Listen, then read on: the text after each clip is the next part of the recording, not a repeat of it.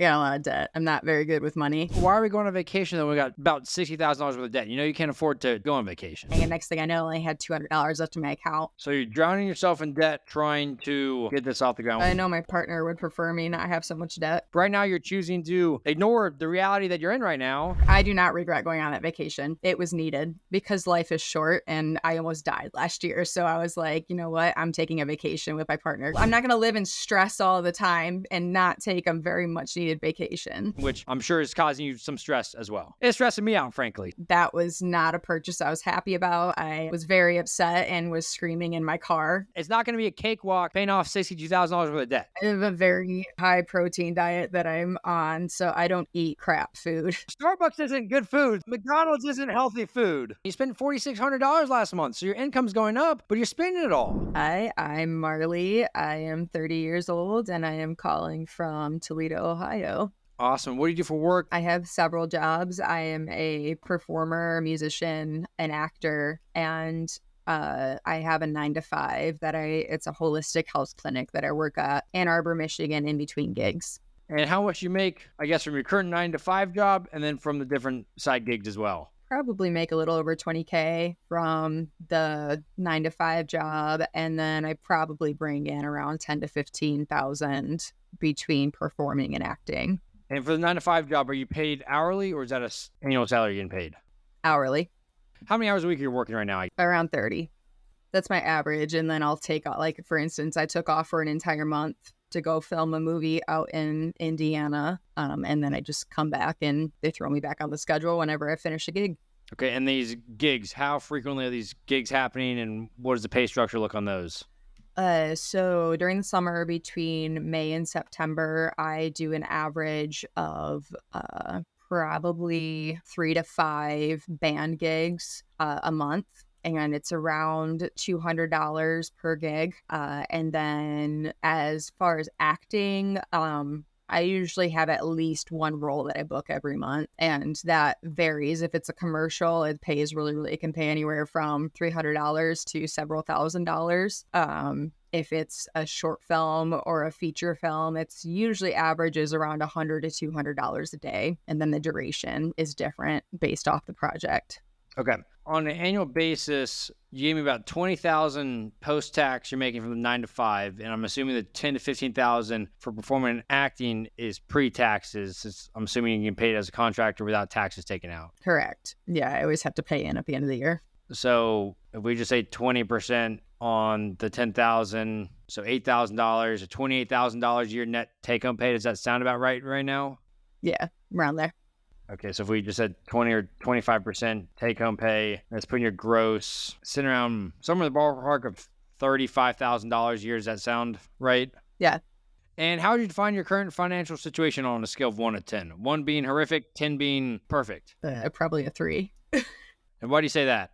Got a lot of debt. I'm not very good with money. Not good with money. Do you want to change that? I would like to change that. My problem is I'm an artist. And so all the dollars I make, I invest back into my art. So like I'm self-funding my own album right now, which is about $10,000 to $15,000. I'm self-funding my own short film, which is $3,000. I self-funded my music video for my first single, which was $1,000. So I have trouble saving because I always have projects that I want to put out with the hope that those projects will eventually have a return on them. So you're drowning yourself in debt trying to get this off the ground, which I want you to pursue your passions, but let's figure out how do we do this in a stable manner, because I understand trying to do a music video or get an album off the ground or create a short film, a lot of technology, a lot of equipment, a lot of people that need to be involved in it. But we also need to do it so you're not screwing yourself for your future financial success and future, because I mean the music industry, the film industry, those are very difficult industries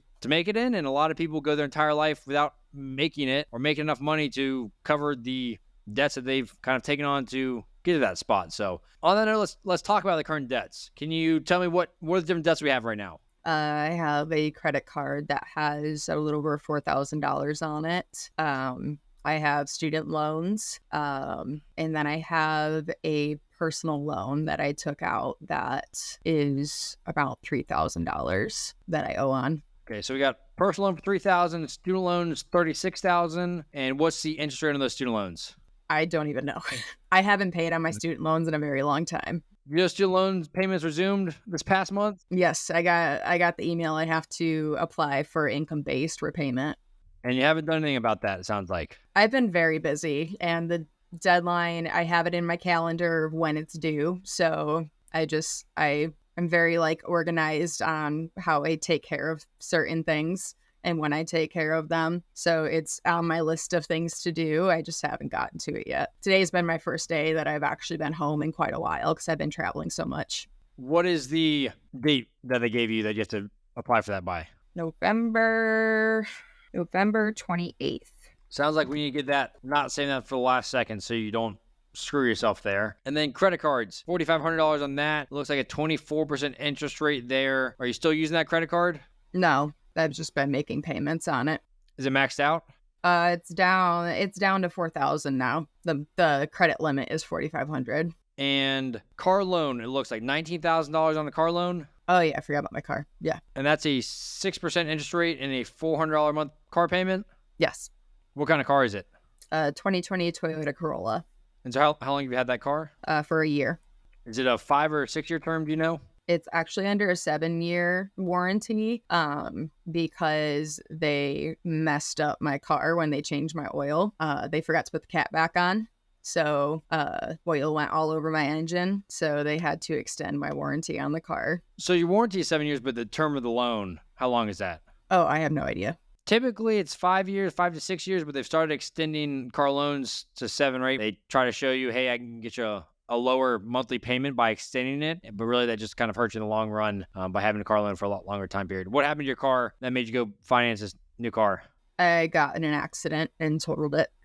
Did you get any insurance money from that? I did, which I used to pay off my previous loan. The old car I had was an '04 Toyota Matrix. I only got $4,000 back for it, which I owed $3,000 on it. And then the other $1,000 I used to pay off some bills. So you went from a $4,000 car to a $20,000 car when the wreck happened, it sounds like. Yes, because I drive about 50 to 80 hours a week. So I had to get a car with 50 to 80 hours a week? I drive an hour to and from work. Every one of my gigs is over an hour away. And when I do acting gigs, they're usually in another state. So I drive an obscene amount. Like I got the car at 32,000 miles. It now has 92,000 miles on it, and I've only had it for a year. So that's why I got a newer car that had low mileage and great gas low miles, great gas mileage on it, because it was a better financial decision for me. Definitely need gas mileage, but $20,000 car hurts making $30,000 a year is the unfortunate side, because that car is more than about 60% of your annual income. Well, if I would have bought a junker, I'd be getting it fixed all the time, because that's what my entire life, I've only owned junker cars that I'm constantly having to take into the shop. So with this car, I just get my regular oil changes. I haven't had any issues with it. Did you buy it brand new, or I guess you bought it used, it sounds like? Yeah, it was used. It was a 2020 and I bought it last year. But unfortunately, at that time in last year, cars were insanely expensive because of the chip shortage. Yeah, so I'm sure you paid top dollar for that car, and it's either probably a little bit underwater or something right now if I had to guess, especially with the miles you're putting on it. Okay, so that means we got $62,000 worth of debt right now. Does that sound right? Yeah. Okay, and assets. What assets do we have? I don't own anything, just my car. Just your car. Okay, and how long has it been like this? Nothing in savings, no assets. Has that kind of been your whole life? I have a partner that owns all our assets. I'm technically on the house loan, but I don't pay for it. They pay for it. I'm just listed on there. So you're liable for the house, but you're not paying anything towards it. I guess so. I'm not exactly positive of how that works. I just know they threw me on the deed with my partner. Yeah, if you're on the mortgage itself, then if your partner, something happens, partner doesn't pay it, you're on the hook for the loan just as much as they are. So it's basically co-signing on a loan when both your names are on it. So. Well, my partner is incredibly good with finances and has over $20,000 in savings, so I doubt they're ever going to default on their mortgage. Hope so too. I'm just letting you know, tell you what the case is. So, okay, so right now we got basically a negative $62,000 net worth at age 30. How does that make you feel? Makes me feel like I'm in the same boat as all my friends who are also in their 30s. Do you want to be in the same boat as your friends, or do you want to be different and figure out how to get out of the situation? I'd like to get out. I know my partner would prefer me not have so much debt. I've lived paycheck to paycheck my entire life. I didn't have the best role models for saving or how to handle finances. My mom was terrible with them. She'd have a budget of $100 for groceries, and she would spend $300. So what was, I guess, besides your mom blowing through grocery budgets, which I feel like a lot of mothers do. My mother definitely did that growing up too. Would spend a lot at the grocery store. What was your childhood like, and where did you grow up? I grew up in a town called Oak Harbor, Ohio. Very small town. My dad was the lead pastor at a very prominent church in the town. He was also a varsity basketball coach at the high school there that I went to. So I kind of lived in a fishbowl growing up. Everybody knew who I was. Everyone knew what I was doing, where I was at. I grew up in a very conservative town. I don't consider myself conservative at all. I'm very liberal nowadays. But yeah, I moved to New York City when I was 18 to pursue acting. I went to drama school out there and racked up some debt while I was there. I actually filed bankruptcy back in 2016 because of medical debt. You filed bankruptcy in 2016. Yes, because of medical debt. I had over $50,000 in medical debt because I've had a lot of health issues my entire life. Okay, so went through it in 2016 with bankruptcy. What was, I guess, coming out of bankruptcy? What has your kind of mindset towards money been over the last, I guess, 7 years? I'm very much of the mindset that if it makes you happy, do it. And that's where I have bipolar disorder as well. So I have a really hard time with impulse control, which is where a lot of my spending habits tend to fall under. I get into a manic episode and I will go blow an entire paycheck and then turn around and be like, what did I do? So that's definitely put a strain on my finances, but also explained some of my erratic behavior that I had in college. What did you study in college? Acting.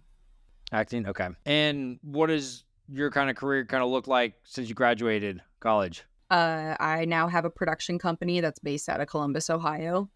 We have made 2 features and probably 15 different short films.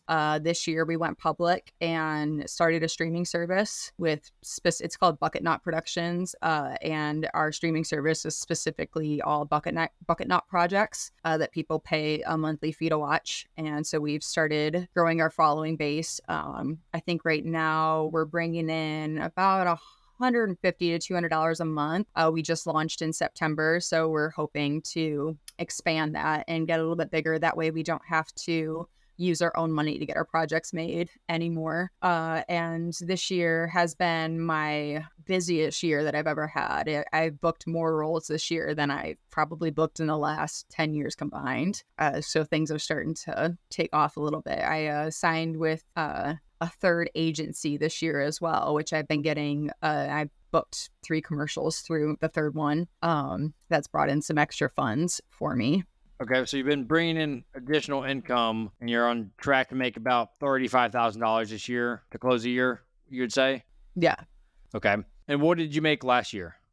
Same amount for my 9 to 5 job, but I probably only made $6,000 off of gigs. So I've basically doubled that this year. And where has all that money go that you've brought an additional $6,000 this year from the music and filming and production? Where's all that money gone? Has the debt increased, or has this been going down to pay down debt? What's happening there? It went towards my music video and my album. Okay, so influx of money come in and decided to put that towards the album and music versus, hey, let's clean some of this debt off first. I mean, I did that. $4,500 is now down to $4,000 because I paid $500 on that. I had gotten a different personal loan for like $800 when I was in between projects, and I paid that off. I paid down a little bit of the other personal loan that I have. It was around $3,000. It's now down to $2,000, and then the rest of it just went into my projects. Okay, so a little bit towards paying down the debt, and then the rest towards current projects. So that, I guess, the personal loan that's about $3,000, what was that? Was that used for these projects, or what was that used for? Yes, it was used towards the projects. My first single cost almost $2,000 to make. My coaching sessions for my album were a little over $1,000 altogether, and then my music video was $1,000. So let's talk about, I guess, your current expenses then. And we'll kind of dive through some of your different transactions. But you sent over a budget sheet earlier, and we said you're making about $35,000 gross income. So I put at $28,000 to count for taxes there on the net basis. So about $2,300 a month you're bringing in. We've got rent, $600, but I guess you're splitting that with your partner. I don't pay it. Are you not paying that at all right now?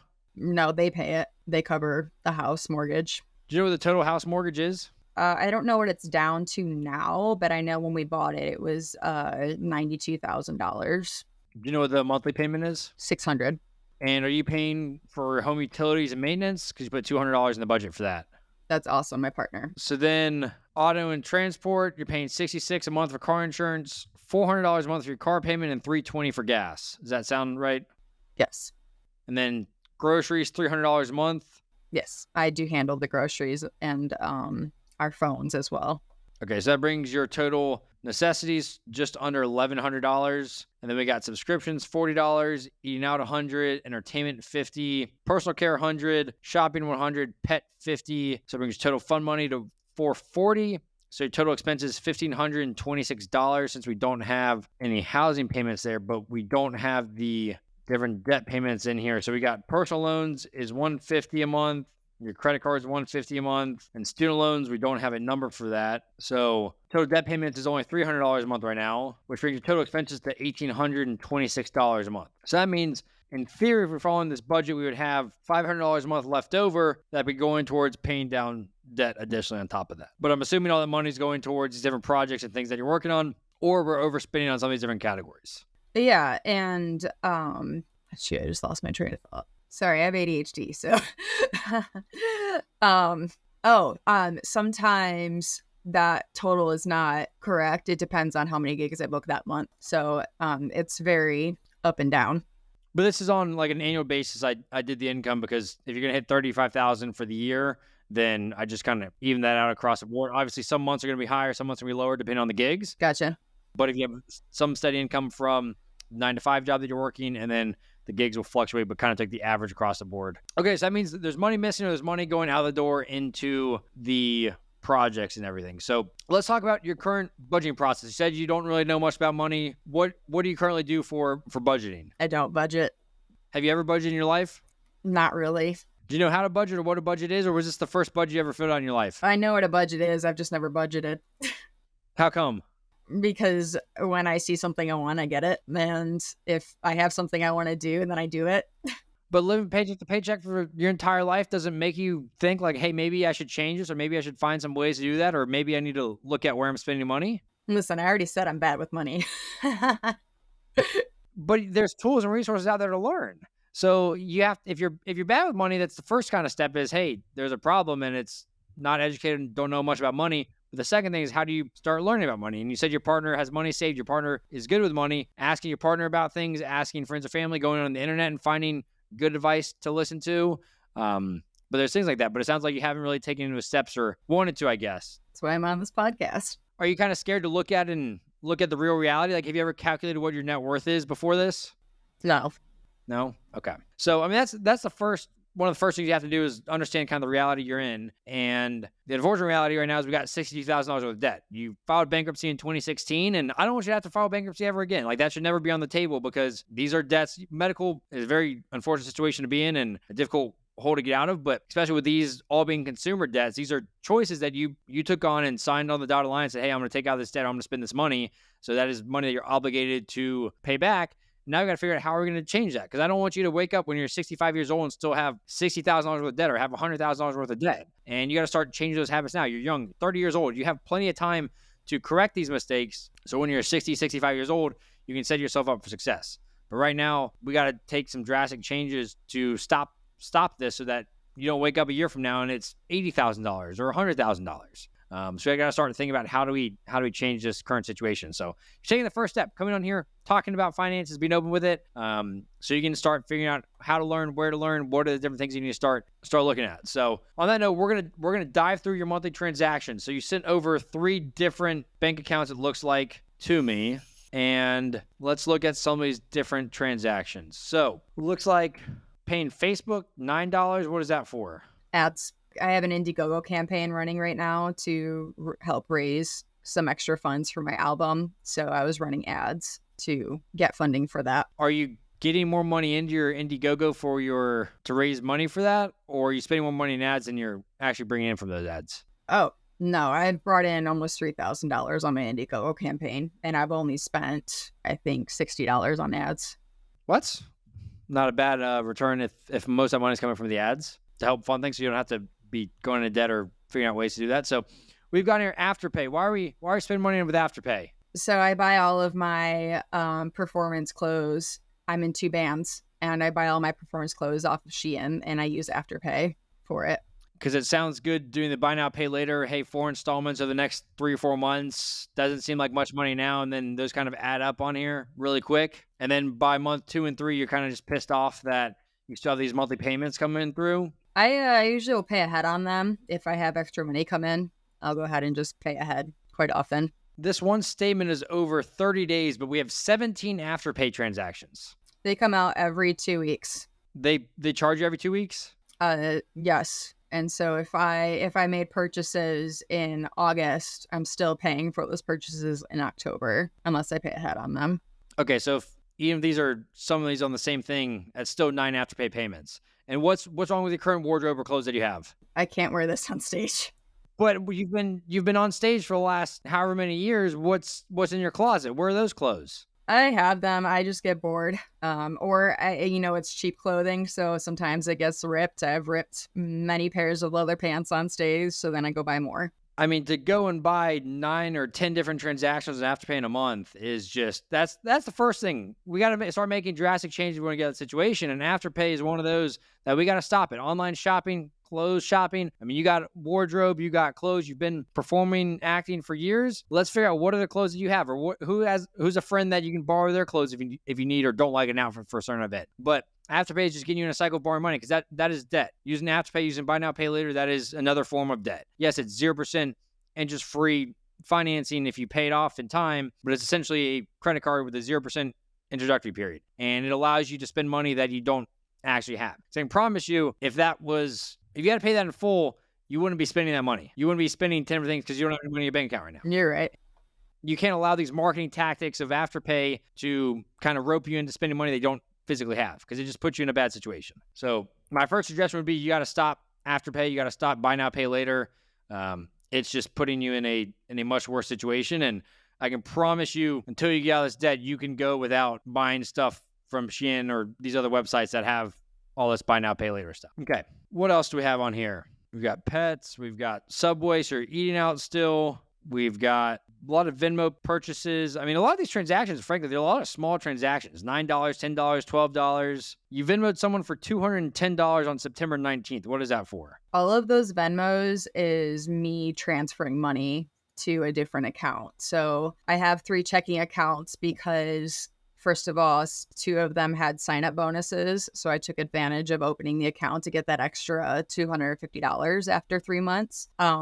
And I also do it because I will throw money into one of the accounts and just forget about it. And then a day will come by when I'm in a pickle, I don't have gas money or something like that. And then I'll remember it and I'll like, oh yeah, I have my other account. But if I have a transaction that's coming out of an account that doesn't have enough money in it, I will Venmo my partner that amount of money and they Venmo it back to me. And I just throw it into the correct account instead of driving to the bank, withdrawing the cash, driving to a separate bank and putting the cash in. And also, if you transfer money, it takes several days. So Venmo actually works really fast. So we've got complicated financial setup then with 3 different accounts, which is another thing that makes it more difficult to find out where your money is and how much you're spending, because if you have spending spread across 3 different accounts, I mean, I'm confused looking at it and figuring out which account is what or where these different Venmo transactions and stuff are. I can't imagine that it's easy for you to figure that out either. Okay, so what else do we have on here? What is Empower for $156?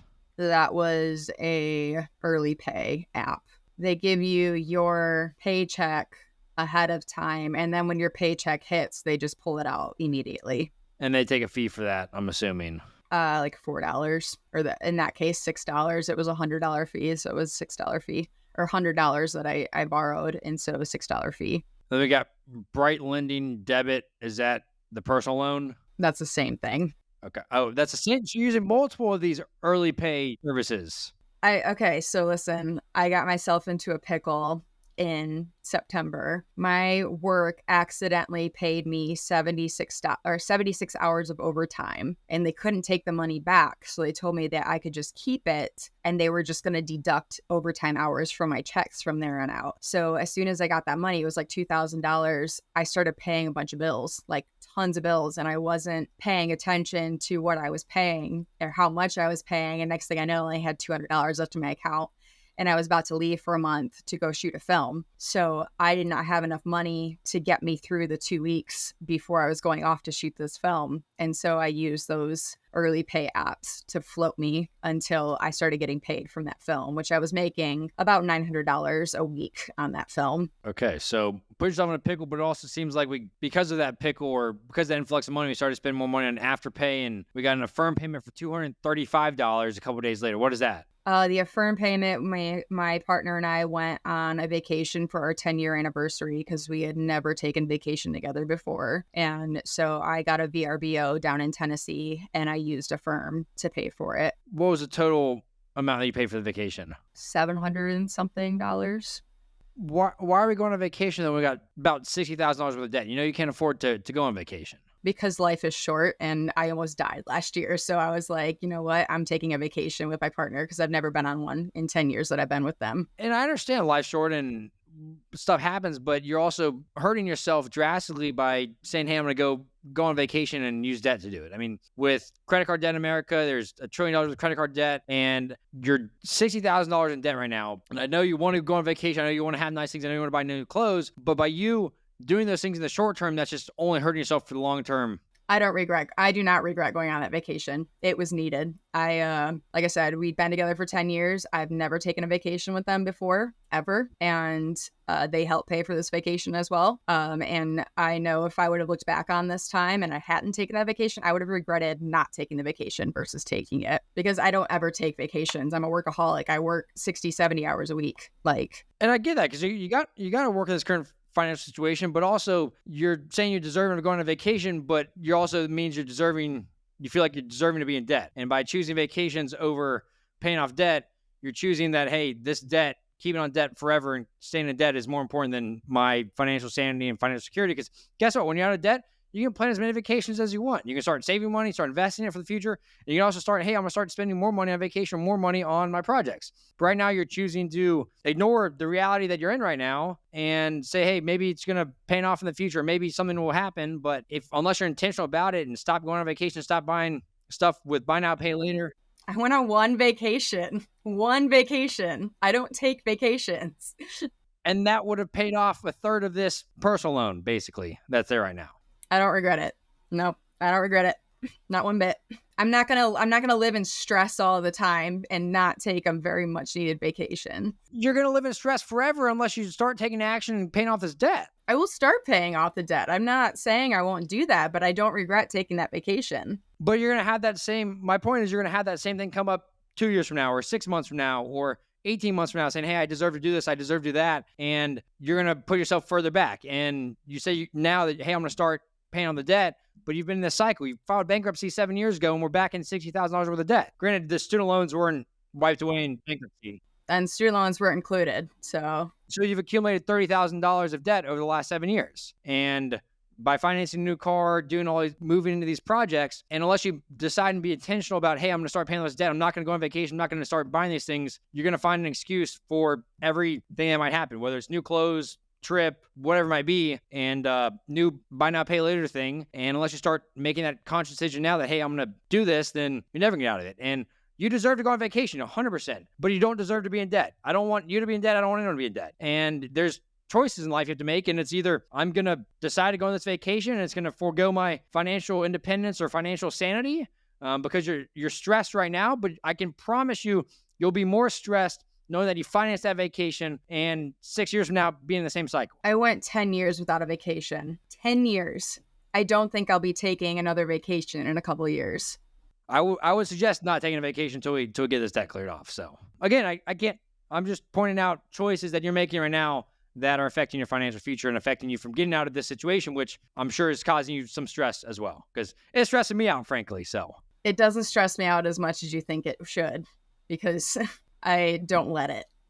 I know what I need to do. I just don't, I cannot let myself get super stressed over this kind of thing, because I do have bipolar disorder, and stress is the number one trigger for episodes. So I have a lot of financial debt, but I don't let it stress me out, because I can only do what I can do about it. And that's why I'm on this podcast, to figure out what else I can do. But again, I don't regret taking that vacation. It was needed, and I prioritize my mental health over anything else. And you have to prioritize your mental health, and whether it's going for walks, exercising, taking care of yourself, definitely have to do that. And another step that I think will help prioritize your mental health is, hey, we're going to lay on a plan today for you to start attacking this debt, paying it off. What are some different actionable, tangible things that you can do? And I can promise you, when we get that first credit card paid off, that personal loan paid off, and you're going to feel a lot more free once we get that $7,000 debt paid off. And then it's going to be the car loan after that. And then it's going to be the student loans. And you're going to feel a lot more free, and that's going to help just your health in general as well, because knowing you owe people money or whatever it might be can be stressful. And yes, you got to take care of yourself. Don't overly stress about it, but you also have to have some sense of urgency so that you don't just sit in a cycle for the rest of eternity in debt. So we got Verizon Wireless, $242. Are y'all's phones financed? Yes.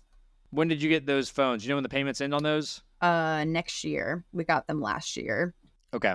I would suggest when those are done being paid off, let's not finance phones again, because again, that'll be $50. Essentially, you'll be getting a $50 or $100 pay raise essentially immediately once those are paid off.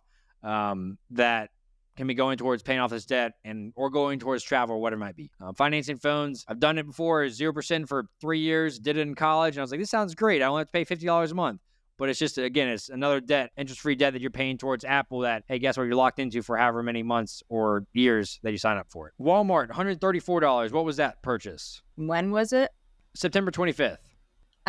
I was filming in Indiana. So when I was off filming in Indiana for a month, I came home every weekend for gigs. So I drove back to Ohio every single weekend to perform. And then I would go back to Indiana. And one of those weekends, I left my entire makeup bag at home and had to go buy all new makeup, all new hair shampoo, conditioner, everything in Indiana to get me through that shoot.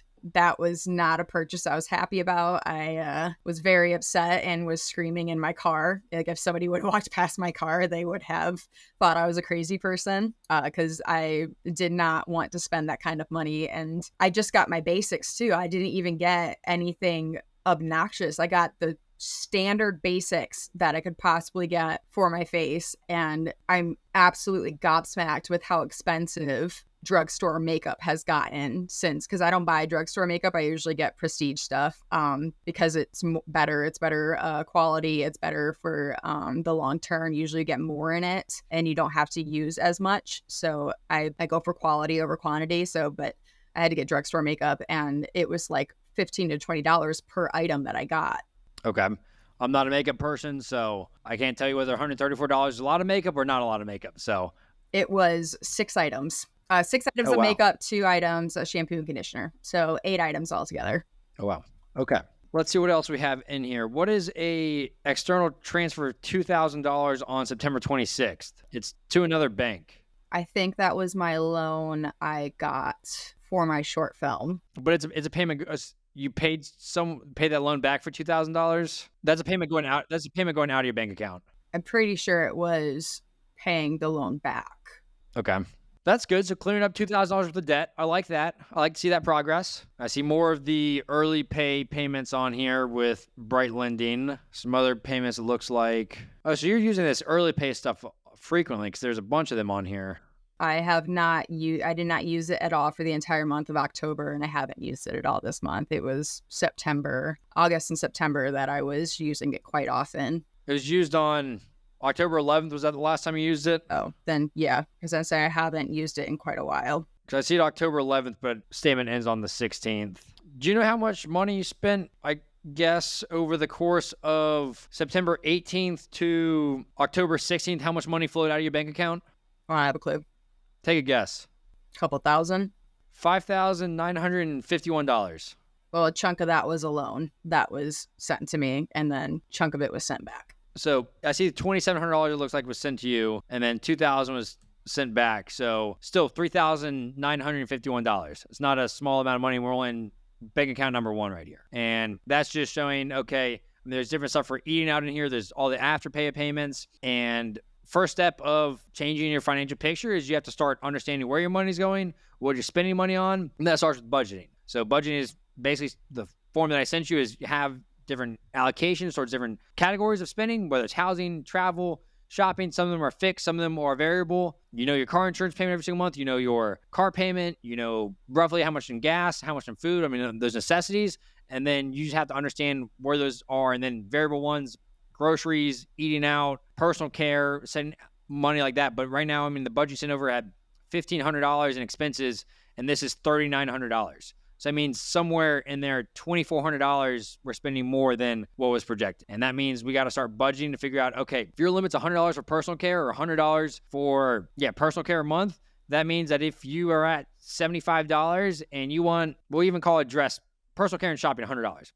And we'll say if you want that new dress, but you've already spent $75, that means you can't go buy that $50 dress, or you can't go buy that $100 outfit, whatever it might be. And that way you at least understand where your money's going. And typically when people start budgeting money, they can find anywhere from 5 to 10% in reducing their costs just by setting a budget for the first time. And then over time, you'll start finding more and more money that you're spending that you didn't realize. And in this instance, with $3,900 spent last month, I would presume we could probably figure out hundreds of dollars of stuff, if not 1,000, that could be cut out between the afterpay payment, between the travel thing, between Walmart, $134. That will make you not forget your makeup again. A lot of small transactions. And frankly, they're small transactions. Most of them, there's a few that are like the Verizon Wireless, the Affirm, there's a couple that are $200, but we have 121 transactions last month. And that adds up quickly when they're all $10, $15, $20, $30. And then you got a few that are sprinkled in there that are more. So that means you're swiping your card basically 3 times a day at least. Some of these are the money that's flowing out, it looks like, I guess, with Bright lending the $80 here and there.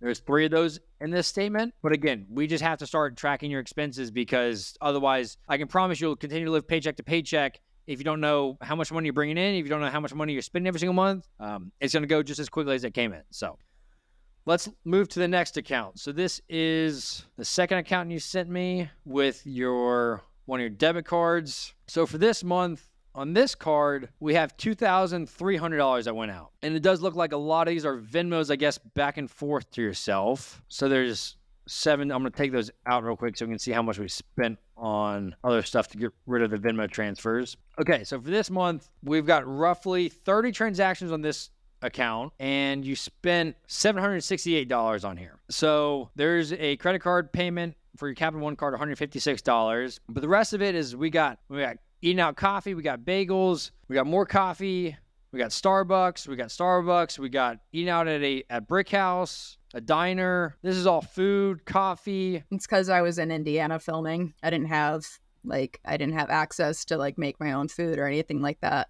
Can you go to the grocery store? Do you have a little fridge so you can get little meals or things in that are a lot cheaper? Because when you're eating out, I mean, you're paying a premium on that stuff. Go get a bag of bagels for the week for $5. Get some cream cheese or whatever it might be. Put that in the fridge and that'll save you breakfast for the week for $10 versus, hey, let's go spend $10 or $15 every single day. And when you're in a situation you're in right now, understand if you're traveling for work, you're not going to have a kitchen to be able to do it. But let's figure out what are some low-cost things that you can do and buy from the grocery store, eat them in your hotel room or wherever you're staying, and not have to go spend hundreds of dollars a day eating out. And that's going to drastically change your financial situation, because if you go and spend, these 2 or 3 days, you spend $50, $60 on breakfasts alone and coffee. You can do that by buying stuff in the grocery store and having that wherever you're staying. That's going to save you $40 a week. And that's, if you're doing that every single week or twice a month, whatever it might be, $50, $100 back in your pocket right there. And these are things that you have to start figuring out and doing. And yes, it's not going to be fun having to do that and not be able to get the bagel from Einstein with egg and cheese and great coffee from Starbucks, whatever it might be, the latte. But these are also decisions you have to decide and say, hey, do I want to take action and start paying off this debt and sacrifice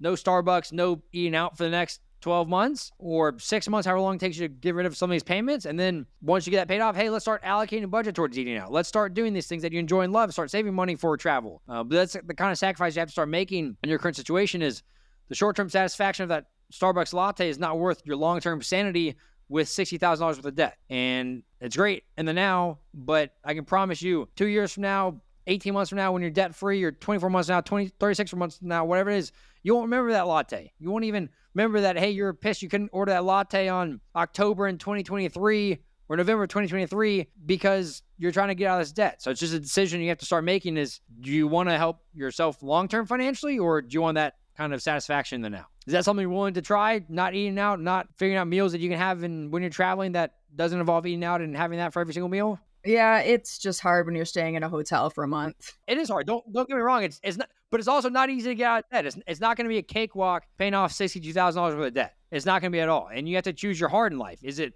hard to eat at home in the hotel room when you're traveling, when you're tired from working? Yes, it is. But it's also going to be hard, miserable life if you have $60,000 worth of debt for the rest of your life. And so you got to kind of pick your hard between those. And you're young, you're smart, you're hardworking. You said you work 60 hours a week, and you're also driving 50, 80 hours a week. So you have work ethic there, and you just have to start applying that towards your financial situation. You'll be out of this in no time. And so you have to start picking and choosing which hard life do you want to pick. The hard of getting out of debt, or the hard life of living paycheck to paycheck with no money in your bank account for the rest of your life. I just don't understand how I'm supposed to cook, though, if I'm staying in a hotel. Like, that doesn't seem feasible to me. There's no oven, there's no stove. So it depends on what groceries or whatever you have. But I mean, whether it's sandwiches that you're making, peanut butter and jellies, ramen noodles, mac and cheese in the microwave. I have a very high protein diet that I'm on, so I don't eat crap food. Like, I don't touch peanut butter and jellies and ramen noodles and stuff. Well, Starbucks isn't good food, so. No, I know that, but I have a major affliction with coffee. Like, major affliction. McDonald's isn't healthy food. McDonald's, if there was a McDonald's transaction on there, it's because it was very late and I just got done with a show. Okay, but I'm just saying, you said you very protein heavy meal or healthy meal, and we got McDonald's on here on October 10th, and we got Starbucks on here a couple of times. I would say that 85 to 90% of my food intake is all very clean if you take out the coffee. Then you got to figure out your meals that you can meal prep and bring with you on the road. But again, everyone's diet's different. I can't give you an exact situation, but everyone's situation is different. Meal prepping, meals, whatever it might be, you got to figure out what works for you. I'm just stating that, hey, you got to change the situation, and it's going to be hard. It's not going to be easy, but you got to figure out if that's something you want to do or not. And then let's go to Beer Barrel Saloon. Does not sound healthy either. So that's the venue I perform in. I have a residency there that I perform at every single month from May through September. Okay. And it's on an island that, I stay in hotels all weekend. The grocery store on the island is very, very small. There's nowhere for me to cook anything. The grocery store does not have a lot of produce or meat at all. So actually we build our, what we charge Beer Barrel Saloon more than we charge other venues because we have to eat on the island. I get paid $500 for a weekend, and $100 of that usually goes towards food and my ferry ticket. Again, everyone's situation is different. You got these gigs. You just got to figure out what works for you. What can you do to lower your costs? So charge them still the same amount, but let's figure out how do we get that food bill down from $100, $150 in a weekend down to $50. And that will just open up more margin for you to start paying off this debt. Because you can come up with a million excuses. I can come up for a million excuses for you to not change this habit, but we just got to figure out a plan that works for you to be able to do that. I did start only eating 2 meals when I'm on the island. That's how I tried to save money. I stopped eating 3 meals while I was there. And maybe one of the solutions is, hey, let's figure out how to get gigs closer to home that pay you the same amount so you don't have to go to an island that has these limited resources and limited living conditions that you're in.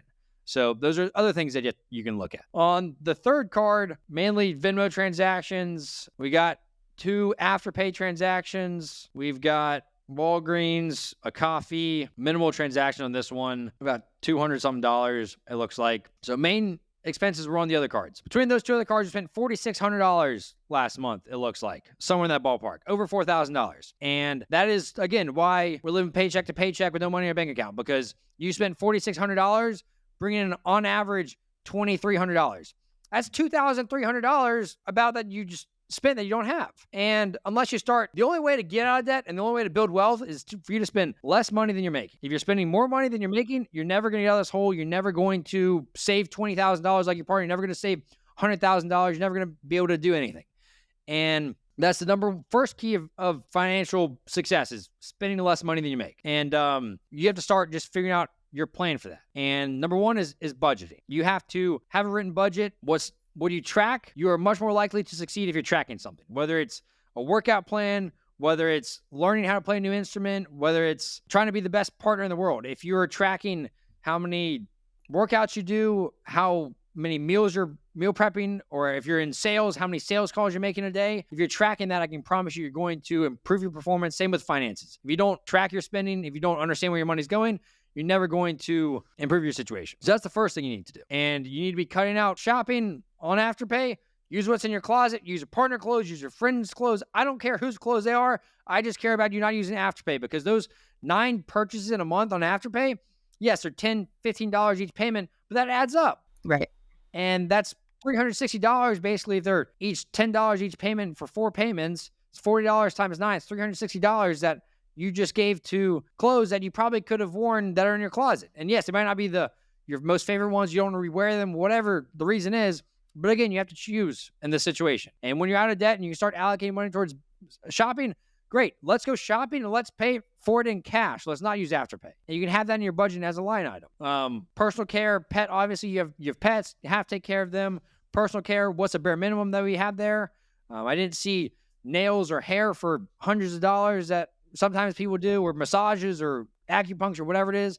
You have to take care of yourself and get the vitamins or hair products, stuff that you need for the basis. And let's make sure, hey, let's not forget our makeup or anything in the future, but keep that to the bare minimum. Eating out, like we said, whether traveling, whatever it is, eating out should be zero. It should be meal prepping at home. If you know you're going out of town, you know you're traveling for work, whatever it is, let's meal prep, find meal preps at home that you can make from the grocery store. And then guess what? That's going to save you hundreds of dollars every single month doing that. This past month I was traveling so much, but at home I cook every night that I get stuff from the grocery store. Yeah, we rarely eat out. I forgot to call. There's an Uber Eats transaction on here. Uber Eats was when I was at work. If ever I use Uber Eats, it's at work, and it's because we're so busy that I can't leave to go get food. Is that your 9-to-5 job? Yeah. And most days I actually don't even eat lunch at work. It's if I am like absolutely starving, and I have a medical condition. That's another thing is, you know you're going to work? Meal prep. That's a solution to that. Because guess what? DoorDash, you're paying a premium on it. You are overpaying, and that's just not going to help your situation. So budget is your first thing. Number 2 is educating yourself. So you need to start learning about budgeting, about paying off debt. There's different ways to pay off debt, and I like the debt snowball method. Dave Ramsey has what he calls the baby steps, which I think are a phenomenal way to get out of debt and pay off debt. It's a proven plan. Millions of Americans have used it to pay off debt and get out of debt. And educate yourself. Start listening to Dave Ramsey. Start listening to other financial podcasts. I'm very familiar with him. My stepmom teaches about him. I love it. So you have resources. You have a partner that's good at saving money. You have your stepmom that understands Dave Ramsey's steps in Financial Peace University. It sounds like she teaches. And those are things that you can use to your advantage. Educate. Call your stepmom and ask her, hey, help me understand this, or what would you do with this? Or start educating yourself. Call into the Ramsey show. I mean, you came on here, and I'm trying to walk you through some different steps, but you're taking those first steps to educate yourself, but you have to continue to educate yourself. I listen to financial podcasts whenever I'm driving, and that's for me to learn. I can still learn. I took Dave Ramsey's course 10 years ago when I was in high school, and I'm still to this day learning about finances, because there's plenty of things out there that I still don't understand or still don't know. So you have to continue to educate yourself. When it comes to your bank accounts, you have 3 different bank accounts right now. That confuses me. Sounds like it confuses you. You're trying to get your sign-up bonuses, whatever it is, but there's a couple things I'd suggest. One, you want to have it as simple as possible, because right now we have it 3 different accounts. It's hard to get the full picture there. And we also have business stuff intermixed in the middle of personal expenses. So I don't care if you're filed as a sole proprietor or you actually have a business bank account, you need to have one bank account that is solely dedicated towards those business expenses. If you're traveling for these gigs, if you are buying whatever in the future for these gigs, that all needs to be under one account, because when it comes for tax season and you need to figure out what are your expenses for the year, for the freelancing gigs, for the music gigs, you need to understand where all that money is. And if you have that intermixed with your grocery store purchases, with your car payments, with the car insurance, that's going to cause a lot of chaos and confusion. I keep a Google Drive that has all of my receipts for any business expenses that I make, as well as physical receipts. And I just, at the end of the year, I put them all together and I calculate everything. And that's great, but an easier way, continue to do that. But if you have separate bank accounts, and you can pull the statements and the CSV files from the bank accounts versus having to pick and choose, you want to pull the CSV files. That way you have the date, you have the description, and you have the amount already on a spreadsheet versus right now you have to manually input that if you have these pictures of the receipts. So I would just suggest splitting it out between 2 different accounts. You have 3 different accounts. Pick one that, hey, this is for all business stuff, business income and business expenses, all coming through this account. This one is all personal. That way, it just makes it clean and easy, and get that set up for them this year so that 2024, you're starting that clean. And when it comes to 2025, when you're filing for 24 taxes, you can export all the statements for the one account for the entire year. Know, hey, every single thing on here is a business expense, and you don't have to pick and choose between the different accounts. But yes, continue to save the receipts and have all that too is a great method as well. Job-wise, right now you said you're working 30 hours a week for the 9-to-5 job. I have 2 suggestions on that. One, you're driving an hour each way for this job right now. What are jobs that pay you equal amount or more in your city? Finding a job like that. The reason I have this job is because of my health problems. I get free practitioner care there, and I get 40% off my supplements. That's why I work there. And they are also the only job I've ever had that is as flexible with my acting schedule as they are. Like, previous jobs would not have let me take off an entire month to go film a movie. This job does, and they're very supportive of it, but it's mainly for my health. I was very sick when I first started coming to the holistic place. I could not walk up a flight of stairs without blacking out. I was passing out all the time. And I was a patient there first. And after 6 months of being a patient, I started getting much stronger. I could do a lot more stuff. I was not passing out as often. My bipolar disorder was getting managed. And so they said that if I got a job there, that I would get my practitioner care for free. And I would also get quite a bit of money off my supplements. And that's why I keep that job. Okay, well, I mean that's great. You have different benefits like of that, and I'll just look at what are also quantify the benefits. If you're getting X amount of dollars worth of free benefits, if it's $500, if it's $1,000, figure out, okay, what are the benefits if you find a job that's closer? How much can you save on gas, and how much more money can you make too? And also, how many more hours can you work? Because if you're driving right now an hour each way every single day, 10 hours a week. That's 10 hours you could be working if you have a job that's closer to you. But again, those jobs aren't going to give me the flexibility. Like, I get flexibility with this job that no other job has ever given me. And I looked around Toledo and nobody would give me that type of flexibility. So the benefits outweigh the fact that I have to drive an hour to and from work. Again, there's options, whether it's online, whether it's in person. I can promise you can find something that is similar. I'm just trying to show options. Hey, if you want to save 10 hours of your life a week that you can be using that can go towards working more hours. I can't work more hours. I already put in the 60 hours a week. Like, how am I supposed to work more hours? You said you're only working 30 hours a week on this 9-to-5 job right now. 9 to 5. The other 30 is me performing and acting. Like, I gig every single weekend, multiple times a weekend. If you're working 30 hours during the week, that's 6 hours a day. You remove sleeping in there, 8 to 10 hours of that. I mean, you got more time during the day, during the weekdays from Monday to Thursday. So maybe it's getting a part-time job in your city. So you keep that other job full-time, but then, okay, how can you pick up 10 hours on the weekend or on the nights during the week? I can't. I used to work full-time at my job. I had to drop down to 30 hours a week because I was getting burnt out. I worked too much. There's no way I could pick up a fourth job. Then maybe it's consolidating stuff down. Maybe it's you're doing a lot right now, frankly. I mean, you have a 30-hour week job, you've got music, and you've got the video production stuff. And you're spreading yourself across 3 different things, and I can see how it's stressful pulling in different areas, and it's also sucking money out of your account. Because if you're putting money into music and you're also putting money into a feature film, you're not able to give that one single focus 100%. So maybe it's getting a 40-hour a week, 50-hour a week job that you work hourly, and then it's picking one or the other. But right now, you got to start making decisions on what's a priority. Is a priority, you're making $1,000 a month between acting and feature films. If you put all that time and focus into another career, or if you put that into cut those hours back, I won't be switching careers. I've spent 2 decades on this career. I'm not switching careers. It's like, I would die if I switched careers. Like, my heart would not be in it. Like, was not happy until I finally started getting to focus more on what I loved and not so much on making money all the time. But you're not making enough money to survive right now is the issue.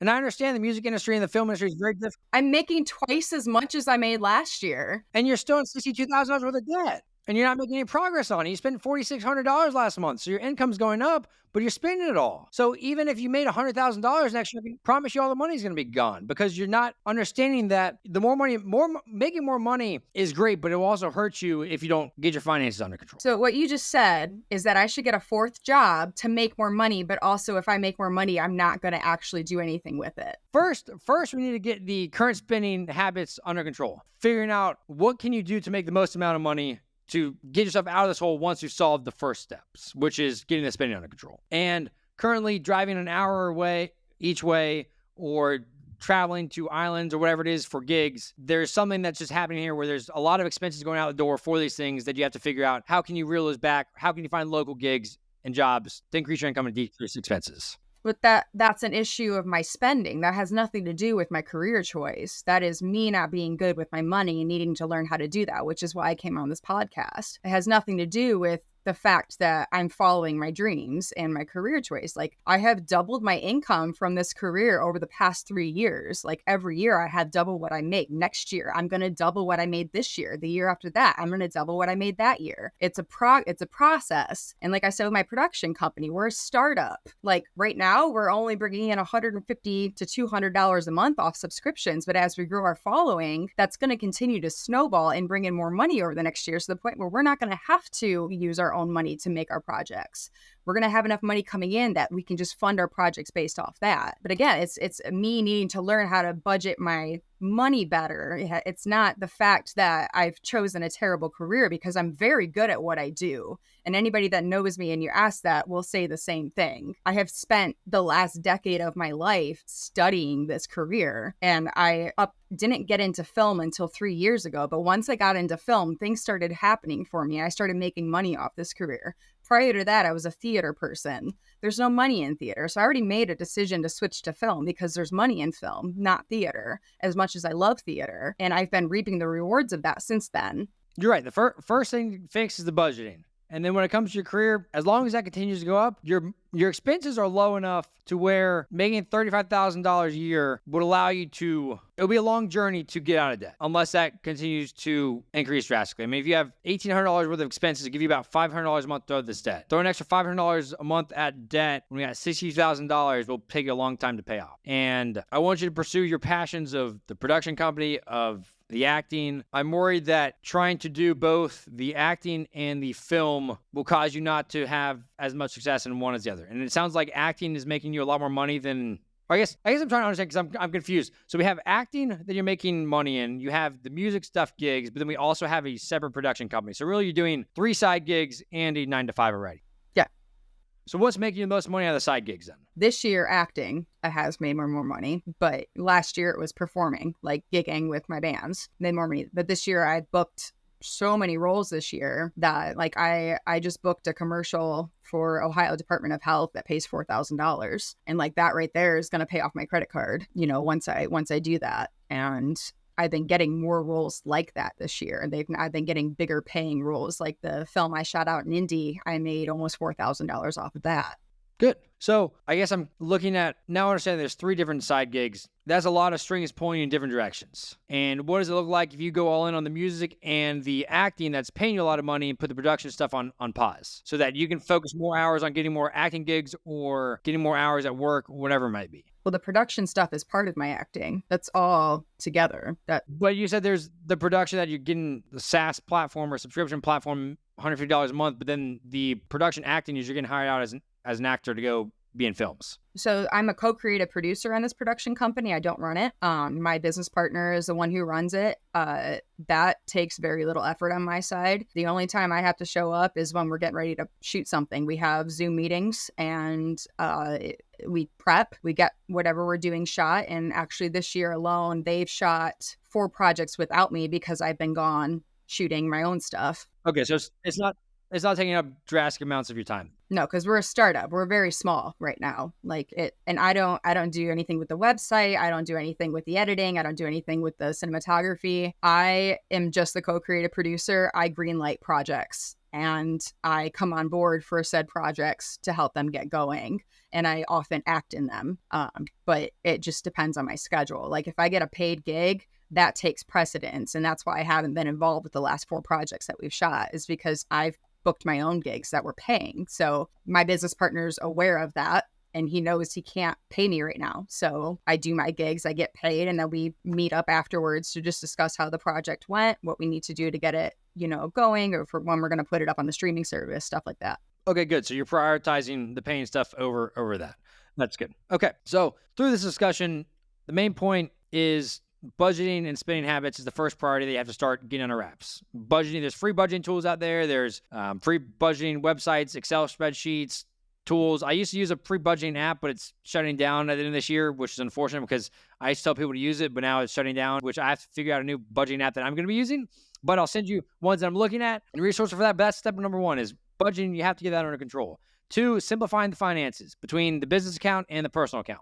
When it comes to budgeting is cutting expenses, like we talked about, meal prepping versus not forgetting makeup versus cutting out anything, everything that's not necessary. And then educating yourself. Learn the debt snowball route. That will, I think, is the best way to pay off debt psychologically. It will start giving you wins, and then you can start getting just excited about knocking out this first personal loan or credit card debt. Should take you, hopefully, if you're throwing an extra $500 a month at it, should take you a few months to pay off. 5 months, 6 months. And in that meantime, what extra acting gigs can you pick up to throw at this?